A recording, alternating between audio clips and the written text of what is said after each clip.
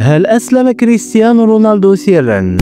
يعتبر كريستيانو رونالدو أحد أعظم لاعبي كرة القدم في التاريخ وأكثر شخصية متابعة على مواقع التواصل الاجتماعي في العالم، ولا يحتاج إلى التعريف عنه. لذلك أي خطوة بسيطة منه تثير ضجة إعلامية وفضول كبير لدى عشاقه. لكن للتذكير فقط قبل الدخول في الموضوع، علينا أن نعلم أن أعظم نعمة في هذا الكون هي نعمة الإسلام، ولا يحتاج إلى رونالدو أو غيره. لكن إن شرح الله صدره للإسلام فستكون تلك نعمة عظيمة له. فمن أحبه الله وفقه وهداه لهذا الدين العظيم. القصة بدأت بعدما نشر صانع المحتوى البرتغالي محمد إبراهيم ستوري على إنستغرام يعبر فيه عن سعادته عندما أصبح كريستيانو رونالدو واحدا من متابعيه. ولمن لا يعرف محمد إبراهيم، فهو صانع محتوى برتغالي من أصل موزمبيقي يشرح تعاليم الدين الإسلامي باللغة البرتغالية ويقدمه بطريقة مبسطة، ويحظى بمتابعة كبيرة سواء داخل البرتغال وخارجها. ومتابعة رونالدو له أثارت الكثير من الفضول،